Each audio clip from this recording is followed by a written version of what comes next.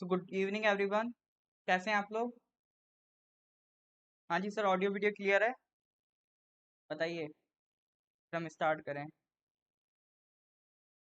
Audio video clear है आप लोगों तक?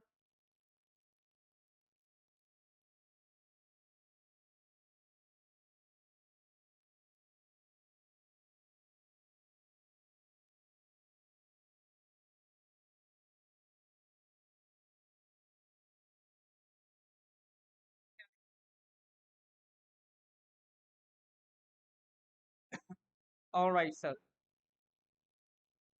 तो अपन फरवरी का करंट अफेयर्स लास्ट क्लास में कंप्लीट कर चुके थे। तो आज अपन स्टार्ट करेंगे मार्च का करंट अफेयर्स। ठीक है। तो फरवरी तक अपनी गाड़ी चल गई थी, कौन सी आएगी? मार्च की। जैसे अप्रैल का महीना चल रहा है तो अप्रैल के महीने में मार्च का करंट अफेयर्स देखेंगे, और जब मई का मंथ आएगा तो अप्रैल का देखेंगे। ठीक है।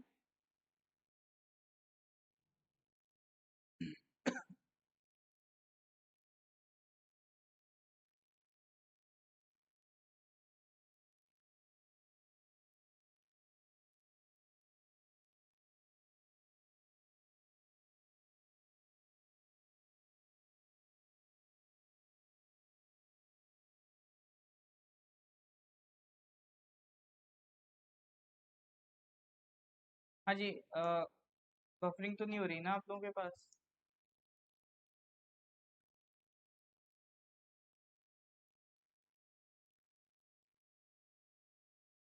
ठीक है जी। तो स्टार्ट करते हैं। तो ये रहा क्वेश्चन नंबर 1 आपके लिए। Which ministry has initiated a campaign भाषा सर्टिफिकेट सेल्फी अंडर एक भारत श्रेष्ठ भारत? EBSP, एक भारत श्रेष्ठ भारत। इसके अंदर एक कैंपेन चलाया जा रहा है भाषा सर्टिफिकेट सेल्फी। तो किस मिनिस्ट्री ने इनिशिएट किया है, बताइए जी।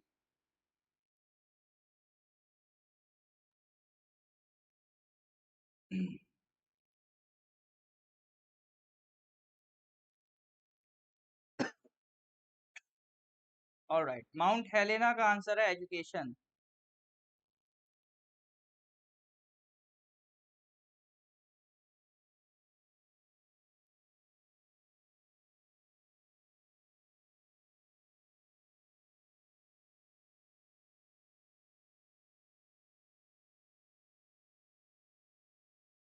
हाँ जी सर, बाकी लोग बताइए क्या है करेक्ट आंसर। एजुकेशन। हाँ, भाषा सर्टिफिकेट सेल्फी। ये कैंपेन किसका है? मिनिस्ट्री ऑफ एजुकेशन का है। तो ये है क्या भाषा सर्टिफिकेट सेल्फी? देखो, मिनिस्ट्री ऑफ एजुकेशन एक प्रोग्राम चला रहा है, एक भारत श्रेष्ठ भारत। मतलब वन इंडिया ग्रेट इंडिया। ठीक है, सबको यूनाइट रहना है तो सब हम कैसे बनेंगे? ग्रेट कंट्री बनेंगे। तो एक सरकार ने, एजुकेशन मिनिस्ट्री ने क्या करा? भाषा संगम मोबाइल ऐप बनाया है। इसकी मदद से मिनिस्ट्री ऑफ एजुकेशन और माई गॉव इंडिया की मदद से। किस दिन लॉन्च हुआ था? 2021 31 अक्टूबर को लॉन्च हुआ था, राष्ट्रीय एकता दिवस जिस दिन सेलिब्रेट किया जाता है। तो पर्पज यही था कि लोगों को, ये क्वेश्चन भी हम कर चुके हैं भाषा संगम मोबाइल ऐप से रिलेटेड, कि जब अक्टूबर में आया था तब के करंट अफेयर्स में हमने डिस्कस करा था, ताकि कन्वर्सेशन स्किल्स लोग जान सकें। जितनी भी इंडिया में लोकल लैंग्वेजेस हैं, 8 शेड्यूल की लैंग्वेजेस हैं, उसमें आपस में जो बेसिक कन्वर्सेशन होती है, hi hello thank you good bye, इस तरह से अलग अलग लैंग्वेज में इसको कैसे बोला जाता है, तो ये सारी जानकारी इस ऐप में दी गई। अब इसी तरह से एक सर्टिफिकेट की तरह एक इनिशिएटिव लाए, भाषा सर्टिफिकेट सेल्फी। तो इसमें करेंगे क्या कि जो भाषा संगम मोबाइल ऐप पे आपने मान लो कोई लैंग्वेज सीखी, ठीक है, मान लो आपने मराठी सीखी, ठीक है, फॉर एग्जाम्पल मान लो आपने मराठी सीखी, तब आप क्या करोगे? उस लैंग्वेज का आपको एक सर्टिफिकेट मिलेगा कि हाँ, आपने इस ऐप से ये लैंग्वेज कंप्लीट की है। तो उस लैंग्वेज के साथ, उस सर्टिफिकेट के साथ आपको अपनी क्या करनी? सेल्फी डालनी है। तो upload your selfie with the certificate from the social media account, मतलब अपने अकाउंट से आपको क्या करना है? सेल्फी डालनी है उस कोर्स को कंप्लीट करने की। ये सब क्यों कराया जा रहा है? ये सब इसलिए कराया जा रहा है ताकि अवेयरनेस बढ़े। ठीक है, लोग एक दूसरे को और इस चीज को अवेयर हो जाएं तो और अच्छे से उसको जानेंगे और अच्छे से समझेंगे। तो जो सोशल मीडिया पे आपकी सेल्फी देखेंगे उनको भी पता चलेगा, अच्छा इस तरह का कोई ऐप है। अब हर कोई तो आपकी तरह करंट अफेयर्स नहीं पढ़ता है, तो आप करंट अफेयर्स पढ़ते हो तो आप ऐप इंस्टॉल करोगे। आप ऐप इंस्टॉल करोगे तो फिर आप सोशल मीडिया पे ऐप अपनी सेल्फी डालोगे, तब आपके फॉलोअर्स को पता चलेगा कि अच्छा हाँ ऐसा भी एक ऐप होता है। ठीक है, तो आपके जो भी फॉलोअर्स हों आज उनको ये ऐप के बारे में बता देना। All right sir. तो एक इनिशिएटिव सरकार का था, एक भारत श्रेष्ठ भारत इनिशिएटिव, ये है क्या? देखो पर्पस ये है कि हमारे कंट्री में डाइवर्स कल्चर हैं, ठीक है, डिफरेंट डिफरेंट स्टेट्स हैं, सबके अपने अलग लैंग्वेजेस हैं, अपनी अलग कल्चर्स हैं, तो उन सब में एक हमें इंगेजमेंट प्रमोट करनी है ताकि लोग आपस में घुले मिले एक दूसरे से बात करें। ठीक है, तो एक स्ट्रॉन्गर यूनिटी सिक्योर करनी है और इंटीग्रिटी सिक्योर करनी है। तो ये इनिशिएटिव किसका है? ये इनिशिएटिव है मिनिस्ट्री ऑफ एजुकेशन का। ठीक है, तो ये इनिशिएटिव आपका मिनिस्ट्री ऑफ एजुकेशन का है। 2015 से इनिशिएटिव सरकार ने स्टार्ट करा था ताकि लोगों को आपस में जितना लोग समझेंगे जितना जानेंगे उतनी हमारी यूनिटी बढ़ेगी, एक दूसरे से कम लड़ेंगे। ठीक है, रीजनलिज्म को सरकार चाहती नहीं है ज्यादा प्रमोट करें, हमें क्या प्रमोट करना है? एक यूनिटी इंडिया। रीजनल हमारा सिर्फ क्या होना चाहिए? कल्चर होना चाहिए और रेजिडेंस होना चाहिए, बाकी स्पिरिट क्या होनी चाहिए? एक इंडियन की। चलिए सर, ओके। नेक्स्ट क्वेश्चन पे आते हैं, question number 2। The union cabinet has announced the national roll out of Ayushman Bharat digital mission with a budget of rupees 1600 crore for 5 years।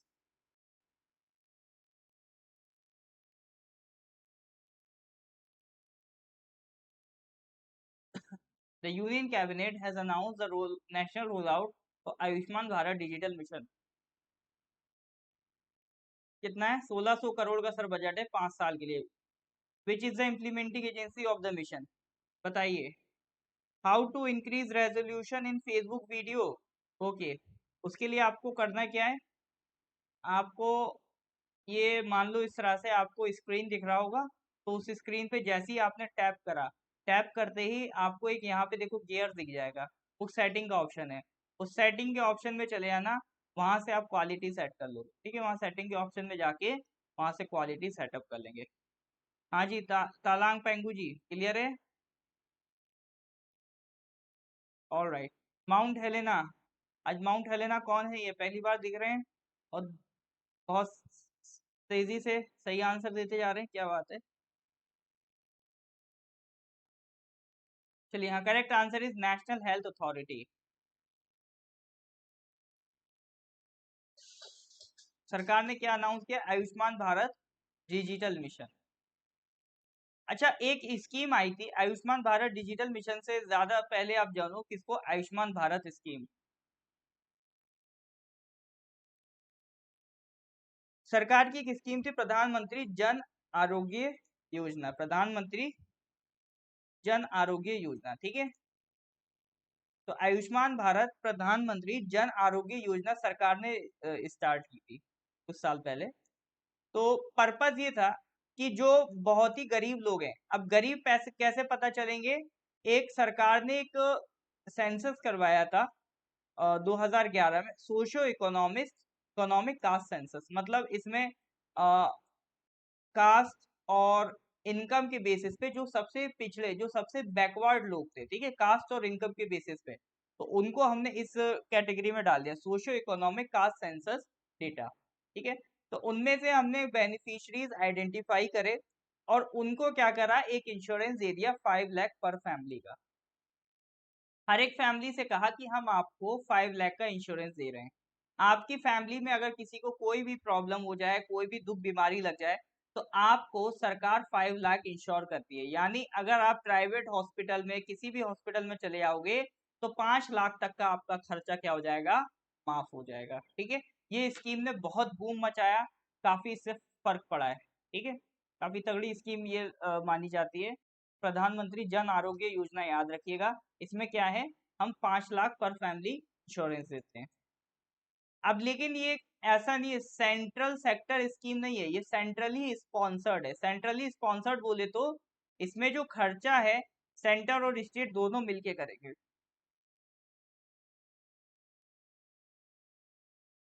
60% खर्चा कौन उठाएगा सर? 60% खर्चा आपका उठाएगा सेंटर और 40% खर्चा कौन उठाएगा? स्टेट उठाएगा। तो ये जो पूरा आपका स्कीम है, इसको इम्प्लीमेंट करने के लिए एक बॉडी बनाई थी, नेशनल हेल्थ अथॉरिटी। ठीक है, नेशनल हेल्थ अथॉरिटी किसके लिए बनाई थी? इसी स्कीम को इम्प्लीमेंट करने के लिए बनाई गई थी। और ये तो हो गई नेशनल लेवल पे। स्टेट लेवल पे जो एजेंसी काम करती है इस स्कीम के लिए, वो है स्टेट हेल्थ एजेंसी। ठीक है, तो ये दोनों बॉडीज किससे रिलेटेड है? प्रधानमंत्री जन आरोग्य योजना से। इज दैट क्लियर और नॉट? अगर क्लियर है तो प्लीज लाइक करें, ज्यादा से ज्यादा शेयर करें। हाँ, वही हेल्थ कार्ड जो चलता है ना, आपने देखा होगा, हेल्थ कार्ड मिलते हैं, ये वही हेल्थ कार्ड है। नहीं नहीं, सीएम वाला अलग होता है, स्टेट्स में अलग चलती हैं स्कीम, कई स्टेट्स में भी अलग चलती हैं। ये पीएम वाला हेल्थ कार्ड है।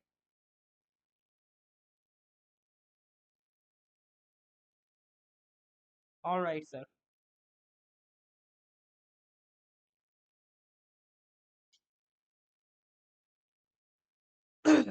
अच्छा, मैं आपको जानकारी देना चाहूंगा, जैसे अभी क्या है, अभी रिसेंटली में जैसे हेड कांस्टेबल, ये फॉरेस्टर में, अभी हमारे स्टूडेंट्स ने जो पीईटी क्रॉस किया है, ठीक है, फिजिकल एफिशिएंसी टेस्ट, तो जिन्होंने पीईटी क्रॉस कर चुके हैं उनके लिए हमारा एक फॉरेस्टर का कोर्स चल रहा है। हेड कांस्टेबल ऑफ का हेड कांस्टेबल के लिए भी कोर्स हमारे पास अवेलेबल है। प्लस रिसेंटली में देखिए पीजीटी का नोटिफिकेशन आया था, और आज टीजीटी का नोटिफिकेशन आ गया है। तो इन एग्जाम्स के लिए आपका जो जी के और इंग्लिश वाला पोर्शन है, प्लस कुछ सब्जेक्ट जो आपके कंसर्न सब्जेक्ट है, सारे नहीं बट कुछ सब्जेक्ट के रिगार्डिंग हम आपको क्लासेस अवेलेबल कराएंगे।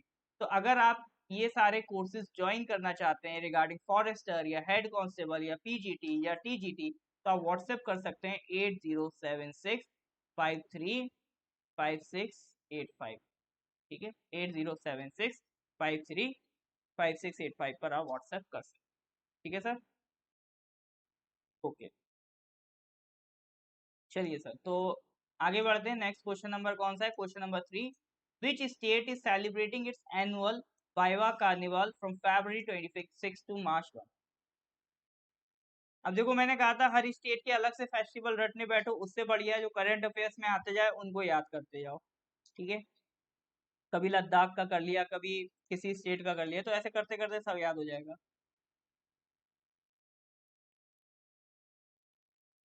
हाँ जी, बताइए।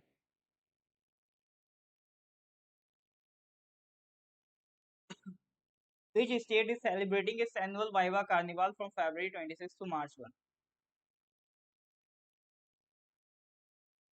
गोवा। मार्शल कह रहे हैं तुक्का।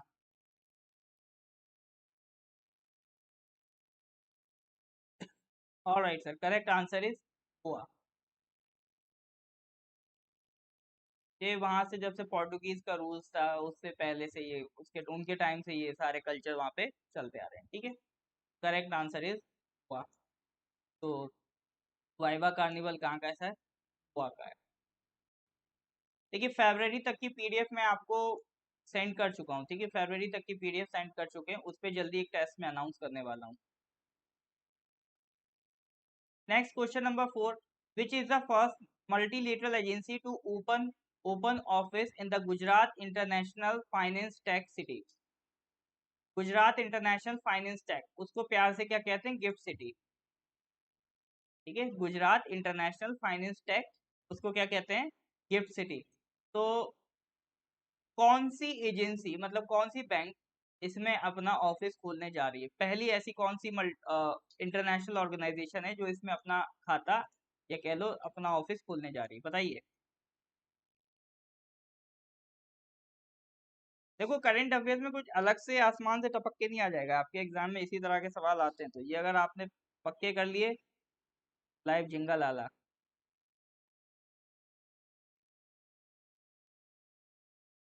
हाँ जी सर, आंसर कम आ रहे हैं, आंसर्स कम आ रहे हैं और भी लोगों को अटेम्प्ट करने हैं question. Okay, A B C। Sir A भी लग रहा है, बी भी लग रहा है, सी भी लग रहा है, लेकिन डी नहीं लग रहा है। डी वाला है कोई? डी नहीं लग रहा है सर, बाकी तो लग रहे हैं, ए लग रहा है, बी लग रहा है, सी लग रहा है।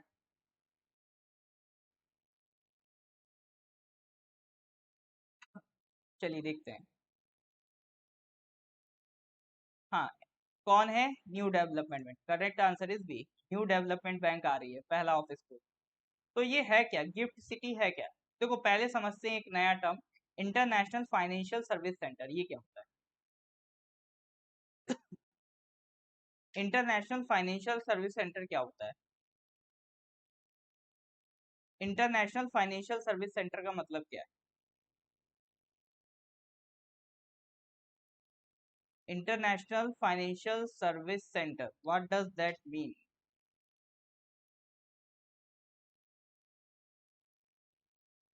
बेसिकली है क्या, जैसे मान लो इंडिया है, इंडिया की टेरिटरी में कई सारे लॉज लगते हैं। जैसे हमारे यहाँ मान लो कोई बैंक आती है तो उस पे कई सारे रेगुलेशंस लगते हैं, सीआरआर के, इतना पैसा आपको रिजर्व में रखना, इतना एसएलआर में रिजर्व रखना, मतलब कई तरह के रिजर्व के लॉज हैं, प्लस टैक्स के कई लॉज हैं, ठीक है। और भी कई तरह के, मान लो कस्टम्स ड्यूटी वगैरह है, आप इंडिया में इतना आइटम इंपोर्ट करोगे तो इतना ड्यूटी वगैरह लगे लगाई जाएगी। तो ये सारे हमने क्या बना रखे हैं, लॉज बना रखे हैं डिफरेंट डिफरेंट कंट्री लेवल पे, ताकि हमारी इकोनॉमी, मतलब कुल मिला के हमारी इकोनॉमी के फायदे के लिए, प्रोटेक्ट करने के लिए लगा रखें। लेकिन कई बार क्या होते हैं ना, ये जो स्ट्रिक्टनेस होती है, ये फॉरेन जो कंपनीज आती हैं उनको दिक्कत देती है। तो वो जो बाहर की विदेशी कंपनी है वो ढंग से काम नहीं कर पाती है हमारी कंट्री में, ठीक है। देखो बहुत आराम से समझा रहा हूँ, कंसेप्ट समझना चीज का। हमारे जो लॉज हैं कई बार क्या होते हैं, वो उनके काम में इंटरफेयर करते हैं। उनको लगता है कि यार ये बड़ा सख्त लॉ है, कस्टम ड्यूटी देनी पड़ेगी इस पे, तो यहाँ की मार्केट से निकल ले। तो कंट्रीज क्या करती हैं, अपने कंट्री का ही एक टेरिटरी उठा लेंगे। मान लो इंडिया ने एक टेरिटरी ये फिक्स कर ली, ठीक है। और वो क्या करेंगे, वो कहेंगे कि ठीक है आप फॉरेन कंट्री हो, आप आके बिंदास इतने टेरिटरी में अपना बिजनेस करो, और हम इसको एक स्पेशल एरिया डिक्लेयर कर देंगे, काइंड ऑफ एक स्पेशल इकोनॉमिक जोन बना देंगे। और हम इसको कह देंगे कि देखो भाई, तुम यहाँ पर अगर काम करोगे तो जो भारत के लॉज है, इंडियन गवर्नमेंट के लॉज है, वो तुम पे एप्लीकेबल नहीं होंगे। तुम बिंदास यहाँ पे काम करो, तुम पे इंडिया के लॉज एप्लीकेबल नहीं होने वाले, ठीक है। इंडिया के लॉज एप्लीकेबल नहीं होने वाले। तो उससे फायदा क्या होगा, तो फॉरेन कंट्रीज को बिजनेस करने की एक अपॉर्चुनिटी मिल जाएगी। दो फायदे होते हैं, एक तो ये कि दूसरी फॉरेन इन्वेस्टमेंट आ जाएगी हमारी, की फॉरेन कंपनी हमारे यहाँ काम करेगी, फिर उससे रोजगार बढ़ेगा। एक और फायदा ये होता है कि ये पायलट प्रोजेक्ट का काम करता है। यानी मान लो हमें इकोनॉमी को लिबरलाइज करना है, यानी हमारे जो रूल्स हैं उनको थोड़ा सा क्या करना है, लिबरलाइज करना है, उनको थोड़ा सा लीनियंट करना है। लीनियंट करने के लिए ये एक पायलट प्रोजेक्ट का काम करता है। हमने छोटे से हिस्से में अपने लॉज को क्या करा, डाइल्यूट करके देख लिया। अगर ये चीज इतने एरिया में काम कर गई तो हम उसे ऑल ओवर इंडिया में इम्प्लीमेंट कर देंगे, क्योंकि अल्टीमेटली हमारा टारगेट क्या, फॉरेन इन्वेस्टमेंट आए तो हमारे यहाँ तरक्की बढ़े, लोगों को नौकरी मिले, और साथ ही साथ आपका जीडीपी बढ़े। यस और नो? तो ये पर्पज है एक इंटरनेशनल फाइनेंस सर्विस सेंटर का। तो इस तरह की जो जगह है उसको हम क्या कह देते हैं, उसको कह देते हैं sir international financial service centre.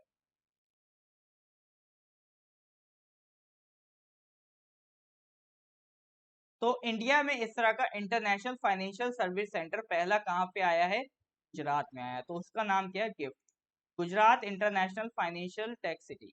It is located in Gandhinagar, ठीक है। कहाँ पे लोकेटेड है, गांधीनगर। हाँ जी सर, दैट क्लियर और नॉट? अगर क्लियर है तो प्लीज एक बार लाइक ठोक दीजिए।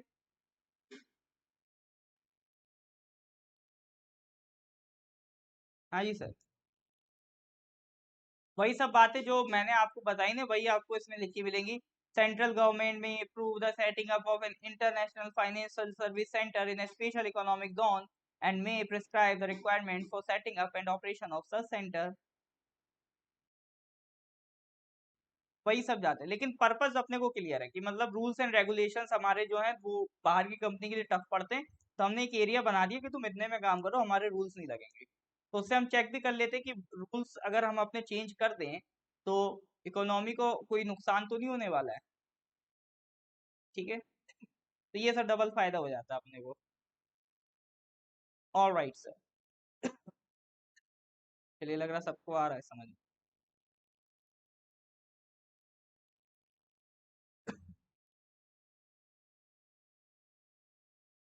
चलिए next question is question number 5। Tropical cyclone Emnati recently hit which country? Emnati अभी किस कंट्री को हिट करा था बताइए?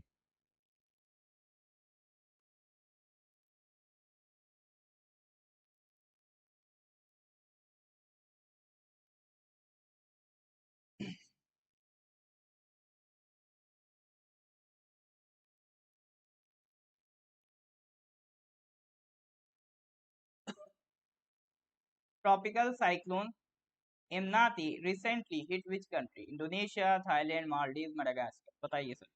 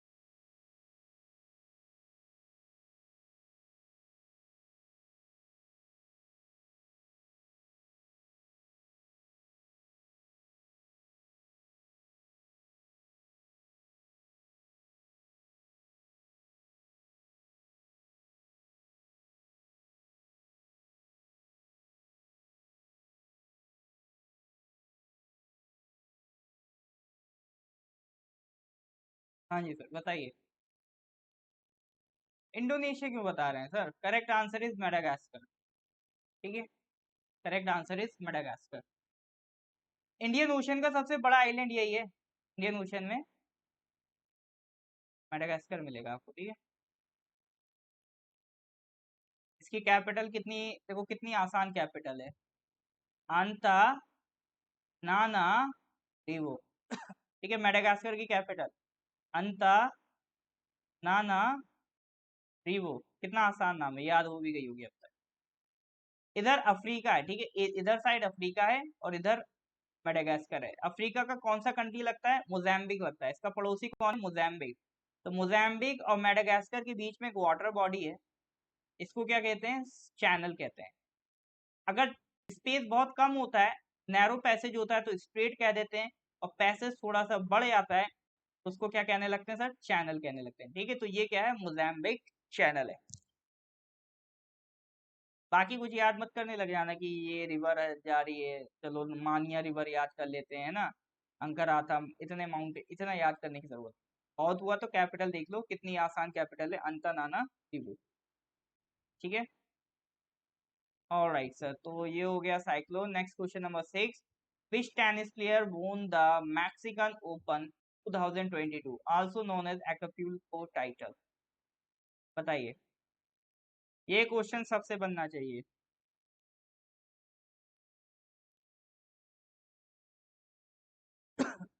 ये क्वेश्चन सबसे बनना चाहिए।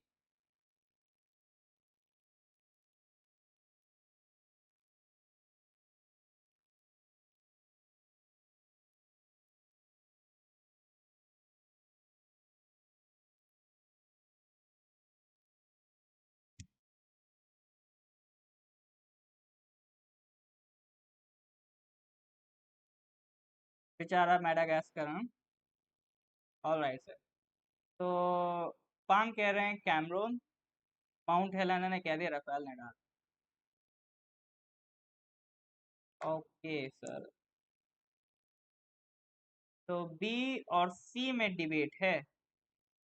आई वॉज एक्सपेक्टिंग आप लोग क्लैरिटी से बताएंगे। मार्शल का मुझे लगता है स्पोर्ट में इंटरेस्ट ज्यादा है। Well, correct answer is Rafael Nadal. ठीक है, राफेल नडाल ने जीता है। टेनिस में राफेल नडाल कहाँ से? स्पेन से। उन्होंने ब्रिटिश नंबर 1 कैमरून नूरी को हरा दिया। Win the singles title of Mexican Open 2022 also known as Acapulco title। ठीक है। मेंस डबल के विनर कौन कौन है?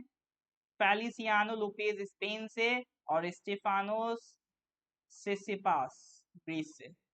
चलिए, तो राफेल नडाल का नाम याद रखेंगे, मैक्सिकन ओपन 2022 जीत के लिए गए। चलिए नेक्स्ट क्वेश्चन पे आते हैं, question number 7। India Sadia Tariq won the gold medal the junior tournament at the Moscow Stars Championship 2022। Championship का नाम है मॉस्को स्टार्स चैंपियनशिप 2022। उसमें एक इंडिया की तरफ से जो स्पोर्ट्स पर्सन है सादिया तारिक, उन्होंने क्या जीता है? Gold medal. जूनियर टूर्नामेंट था, she is a 15 year girl. तो किस स्पोर्ट्स में जीता है? स्पोर्ट्स का नाम पूछ रहा है। तो कई बार ना स्पोर्ट्स पर्सनालिटी का स्पोर्ट्स से रिलेशन ही पूछ रहे थे कि ये बताओ ये पर्सन किस स्पोर्ट्स से जुड़ा हुआ है। ठीक है, हो सकता है एग्जाम में यही पूछ ले, ये बताओ राफेल नडाल खेलता क्या है, मतलब क्रिकेट खेलता है कि फुटबॉल खेलता है कि क्या खेलता है। ठीक है, यही पूछ सकते हैं। तो करेक्ट आंसर इज, जैसे ये सादिया तारिक के बारे में पूछा, करेक्ट आंसर इज वुशु। ठीक है, Indian wushu player Sadia Tariq has won a gold medal in the junior tournament at the Moscow stars championship 2022। अब देखो एक चीज ध्यान रखना कि स्पोर्ट्स पर्सन कौन सा चैंपियनशिप था और कौन सा गेम था। ठीक है, खैर चैंपियनशिप याद रहेगा तो गेम तो याद जनरली रहता ही है। अच्छा, वुशु होता क्या है? वुशु होता क्या है? कौन सा गेम है? कौन सा स्पोर्ट्स होता है वुशु?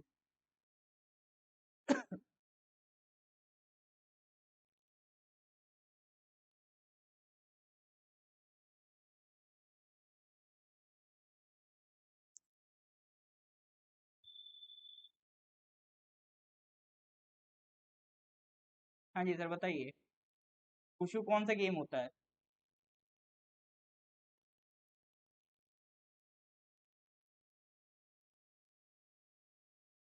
मार्शल आर्ट्स होता है, मतलब कुंफू टाइप का होता है। चलिए सर नेक्स्ट क्वेश्चन पे आते हैं, question number 8। Pooja Jatyan made history as she became the first Indian to win a silver in an individual event of the Para World Championship in Dubai। ठीक है, पैरा वर्ल्ड चैंपियनशिप हुई थी Dubai में, उन्होंने क्या जीता है? पूजा जात्यन ने सिल्वर जीता है। तो वो किस स्पोर्ट्स में जीता है? अब देखो यहाँ पे भी स्पोर्ट्स पर्सनालिटी का नाम दिया। अगर बस आपको इतना पता है स्पोर्ट्स पर्सनालिटी और वो किस स्पोर्ट्स के हैं, तो अब ये याद ही नहीं रखना कि सिल्वर जीता है कि गोल्ड जीता है, डायरेक्ट आप कर दोगे। अब बस इतना आपको बताना जो पूजा जात्यन है वो किस स्पोर्ट्स से रिलेटेड है, शूटिंग है, टेबल टेनिस है, आर्करी है या स्विमिंग है। ठीक है, बस इतना बता देना अपने को।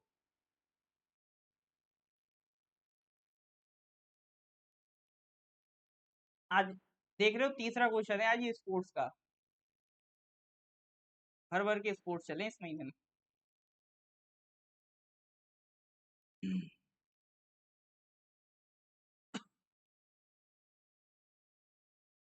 हाँ जी सर, करेक्ट आंसर क्या है?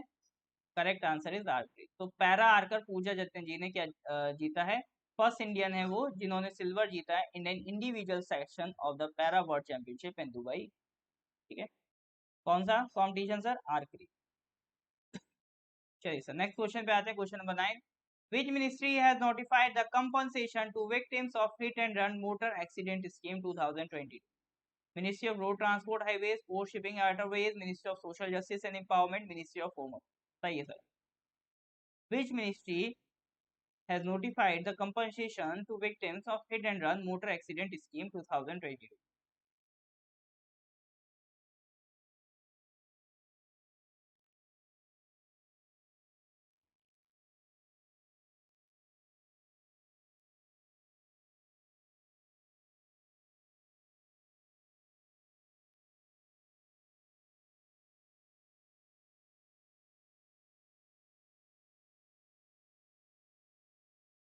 हाँ जी सर बताइए।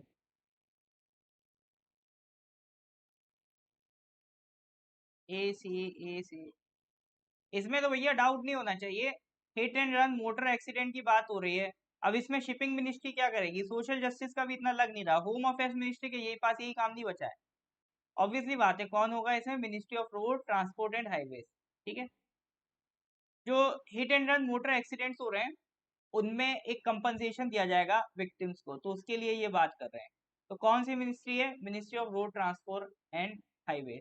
तो नोटिफिकेशन के हिसाब से तुरंत के तुरंत क्या होगा, एक जैसे ही पता चलेगा कि कोई रोड एक्सीडेंट हुआ है तो उस एरिया का जो भी पुलिस ऑफिसर होगा, इन्वेस्टिगेटिंग ऑफिसर ऑफ पुलिस जो भी होंगे, वो तुरंत मौकाए वारदात पर, मतलब inspect the site of an accident, तुरंत वहां पहुंचेंगे, फोटोग्राफ्स वगैरह लेंगे और उसके बाद जो भी व्हीकल्स इन्वॉल्व होंगे को चेक करेंगे और एक पूरा साइट प्लान बनाएंगे और उसके बाद जो भी विक्टिम है उसको क्या दिया जाएगा? कंपनसेशन दिया जाएगा।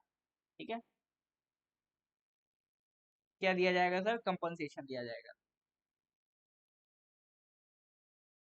यूपी में कुछ इतने महान लोग हैं कि मतलब उन्हें अगर पता चल गया कि ऐसे सरकार कंपनसेशन दे रही तो तू तो जबरदस्ती गाड़ी के आगे खड़े हो जाएंगे, कहेंगे आज कुछ तूफानी करते हैं, ऐसा जीना भी क्या जीना, गए कंपनसेशन मिल गया। ठीक है, ऐसे लोग होते हैं। पैसे के लिए कुछ भी करेगा। चलिए,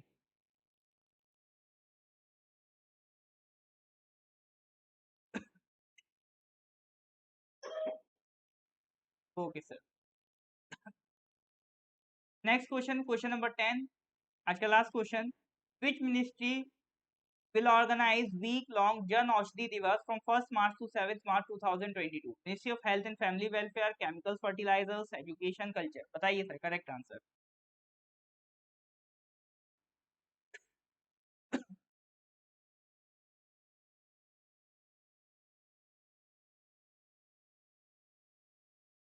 Which ministry will organize week-long Jan Aushadhi Divas from 1st March to 7th March 2022? Ministry of Health, Family Welfare, Chemicals, Fertilizer, Education या Culture?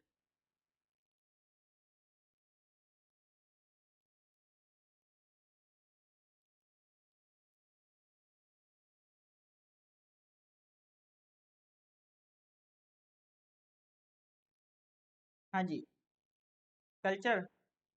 जन औषधि की बात हो रही है, कल्चर क्या करेगा इसमें? जन औषधि समझते हैं? जन औषधि मतलब जेनरिक मेडिसन। जन औषधि मतलब जेनरिक मेडिसन की बात हो रही है, और मेडिसन की बात हो रही है तो कल्चर क्या करेगा इसमें? दो ऑप्शन हो सकते हैं, या तो हेल्थ एंड फैमिली वेलफेयर या केमिकल फर्टिलाइजर्स। लेकिन जब स्पेसिफिकली मेडिसन या ड्रग्स की बात होती है, ठीक है, मेडिसन ड्रग्स इनकी बात होती है, तो कौन सी मिनिस्ट्री रोल प्ले करती है? Ministry of Chemicals and Fertilizers. ठीक है, तो Ministry of Chemicals and Fertilizers will organise a Jan Aushadhi दिवस, मतलब ये 1st मार्च से 7th मार्च ऑर्गेनाइज किया गया है। ठीक है, 7th मार्च को 4th जन औषधि दिवस सेलिब्रेट करा गया है। थीम थी जन औषधि जन उपयोगी, मतलब जो जेनेरिक मोडी मेडिसिन है वो जनता के लिए, वो जनरल पीपल के लिए बहुत ही बेनिफिशियल। ये जन औषधि जन उपयोगी। देखो, सरकार की एक स्कीम है प्रधानमंत्री भारतीय जन औषधि परियोजना। ठीक है, तो इसका मोटिव क्या है? प्रधानमंत्री भारतीय जन औषधि परियोजना, ये 2008 की स्कीम है सरकार की। पर्पस क्या है? ताकि क्वालिटी जेनरिक मेडिसिन एक अफोर्डेबल प्राइसेस पे जनता तक पहुंचाई जा सके। ठीक है, क्वालिटी अफोर्डेबल जेनरिक मेडिसिन किसको पहुंचाई जा सके? जनता को एक अफोर्डेबल प्राइस पर पहुंचाई जा सके।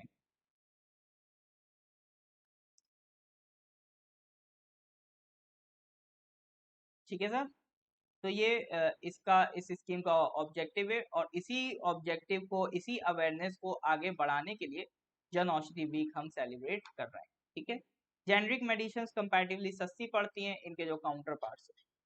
ऑल राइट सर, ठीक है, फिर चलिए, फिर कल मिलते हैं। तब तक के लिए अगर लेक्चर अच्छा लगा हो तो प्लीज़ इसको लाइक कर दिएगा, ज़्यादा से ज़्यादा शेयर कर दिएगा।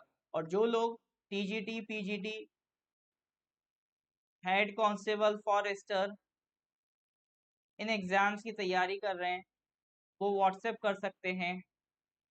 ठीक है, या इवन कॉल कर सकते हैं एट द नंबर 8076535685। यहाँ पर आपको कंप्लीट जानकारी प्रोवाइड कर दी जाएगी। ठीक है, बाकी अगर आप इस पेज पर नए हैं और हमारे फ्री ग्रुप में भी ऐड होना चाहते हैं, जैसे हमारे दो ग्रुप हैं, एक तो पेड ग्रुप है जो भी मतलब हमारे कोर्स में एनरोल होता है उनके लिए, और एक फ्री ग्रुप भी है, उसमें भी अगर आप एनरोल होना चाहते हैं तो इस नंबर पर आप व्हाट्सएप, ठीक है, तो आपको फ्री ग्रुप में एनरोल कर दिया जाएगा। वहां पर ये सारी जो हमारी फ्री लाइव क्लासेस चलती हैं उनकी लिंक्स और जो भी हम फ्री में स्टडी मटेरियल वगैरह प्रोवाइड करते हैं, टेस्ट प्रोवाइड करते हैं, सब आपको वहां पर अवेलेबल रहेगा। All right sir, thank you everyone, तो गुड नाइट।